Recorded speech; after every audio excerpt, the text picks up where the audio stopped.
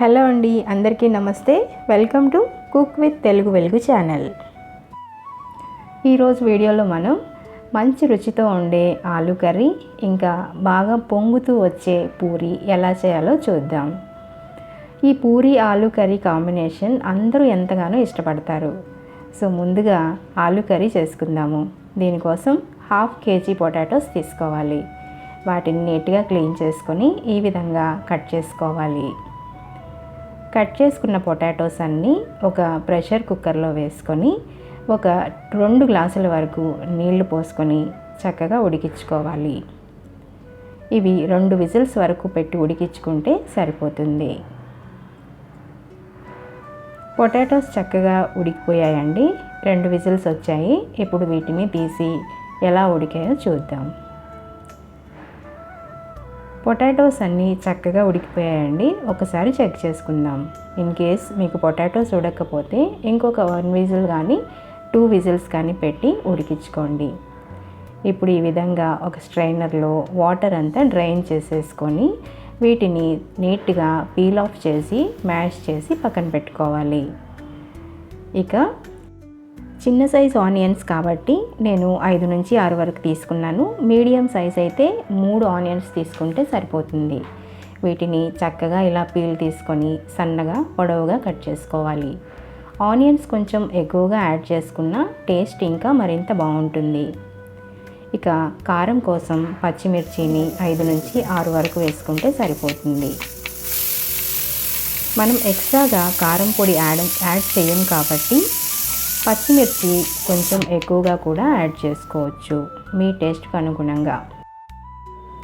ఇప్పుడు ఒక బాణలు తీసుకొని దాంట్లో 3 నుంచి 4 స్పూన్ల వరకు ఆయిల్ వేసుకొని ఆయిల్ హీట్ అయ్యాక 1 స్పూన్ ఆవాలు, 1 స్పూన్ జీలకర్ర, 1 స్పూన్ పోపు దినుసులు వేసుకోవాలి.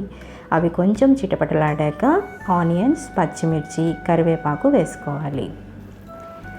ఇవి 3 కూడా బాగా ఫ్రై అయ్యేటట్టు బాగా కలుపుకోవాలి. ఆనియన్స్, పచ్చిమిర్చి బాగా ఎక్కువగా ఫ్రై అవ్వాల్సిన అవసరం లేదండి. లైట్గా ఫ్రై అయితే సరిపోతుంది. ఈ విధంగా ఫ్రై చేసుకున్న తర్వాత మనము పీల్ ఆఫ్ చేసి పెట్టుకున్న పొటాటో ముక్కలు, బంగాళదుంపలు, ఉల్లగడ్డలు ఇలా రకరకాలతో పేర్లలో పిలుస్తారు కదండి, వీటిని వేసుకొని చక్కగా మిక్స్ చేసుకోవాలి. వీటిని చక్కగా కట్ చేస్తున్నట్టు ప్రెస్ చేస్తున్నట్టు కలుపుతూ ఉన్న చక్కగా మ్యాష్ అయిపోతుంది. అలా లేదు అనుకుంటే ఒక మ్యాషర్ తీసుకొని చక్కగా ఇలా ప్రెస్ చేసుకుంటే సరిపోతుంది. చక్కగా పొటాటో మ్యాష్ తయారైపోయిందండి. దీనిలో 1/2 స్పూన్ పసుపు, 1.5 స్పూన్ వరకు ఉప్పు వేసుకోవాలి. ఇప్పుడు ఇవన్నీ కూడా బాగా మిక్స్ అయ్యేటట్టు బాగా కలుపుకోవాలి. ఉప్పు, పసుపు వేసిన తర్వాత ఆయిల్లోనే ఈ విధంగా కొద్దిసేపు ఫ్రై అవ్వనివ్వాలి. ఇలా చేయడం వల్ల పసుపుకుండే పచ్చి వాసన అంతా పోతుంది. బాగా మిక్స్ చేసుకున్నాక దీంట్లో 1 గ్లాస్ వరకు వాటర్ని యాడ్ చేసుకోవాలి. యాడ్ చేసిన వాటర్లో కర్రీ అంతా బాగా కలిసే విధంగా చక్కగా కలుపుకోవాలి.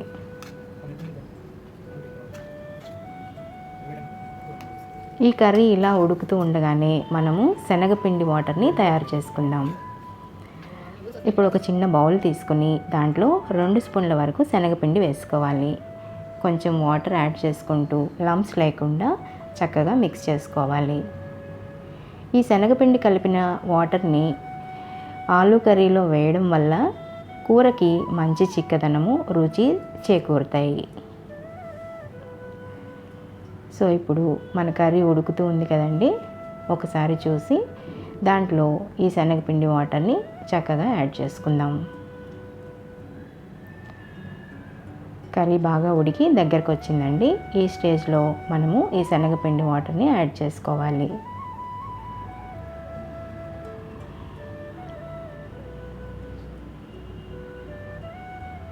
శనగపిండి వాటర్ యాడ్ చేసిన తర్వాత కూర కొంచెం చిక్కబడుతుంది, బాగా దగ్గరకు వస్తుంది. కాబట్టి ఇంకో గ్లాస్ వాటర్ కూడా మనము యాడ్ చేసుకోవచ్చు. ఇదంతా ఇప్పుడు బాగా చక్కగా మిక్స్ చేసుకోవాలి. ఇంతే అండి, చూస్తుండగానే ఎంతో టేస్టీగా ఉండే ఆలు కర్రీ రెడీ అయిపోయింది. ఈజీ స్టెప్స్తో చక్కగా ఎవరైనా కూడా ఇప్పుడిప్పుడే వంట నేర్చుకుంటున్న పిల్లలు కూడా చక్కగా ఇలా మన వీడియో చూసుకుంటూ చేసేసుకోవచ్చు. ఇంతే అండి. ఇది ఎక్కువసేపు కూడా ఉడికించుకోవాల్సిన అవసరం లేదు. ఒక 10 నిమిషాల పాటు సిమ్లో పెట్టి ఉడికించుకొని చక్కగా స్టవ్ ఆఫ్ చేసుకొని మూత పెట్టుకుంటే సరిపోతుంది. ఇక నెక్స్ట్ మనం పూరీలు తయారు చేసుకోవాలి. దీనికోసం మంచి గోధుమ పిండి సెలెక్ట్ చేసుకొని దాంట్లో 1 స్పూన్ ఉప్పు, 2 స్పూన్ల ఆయిల్ వేసుకొని నీళ్ళని కొంచెం కొంచెంగా చల్లుకుంటూ చక్కగా ముద్దలాగా తయారు చేసుకోవాలి. ఇలా ముద్దగా తయారు చేసుకున్న గోధుమ పిండిని ఒక 10 నిమిషాల పాటు మూత పెట్టి చక్కగా నాననివ్వాలి. ఇలా పూరీ పిండి నానడం వల్ల పూరీలు మెత్తగా పొంగుతూ వస్తాయి.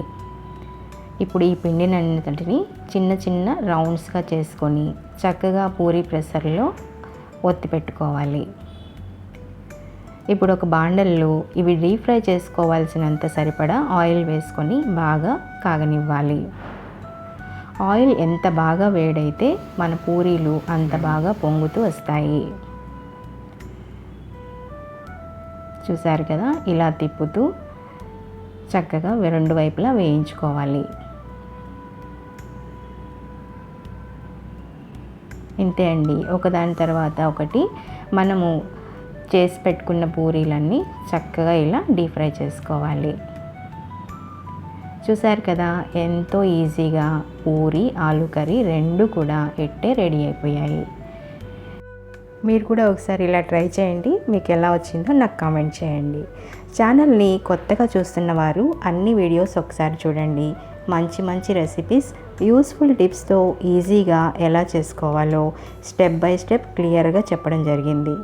బిగినర్స్ కూడా మన వీడియోస్ వాచ్ చేస్తూ ఇట్టే వంట నేర్చేసుకోవచ్చు ఈజీగా. ఇదండి ఇవాల్టి వీడియో. మరి మీకు నచ్చిందా?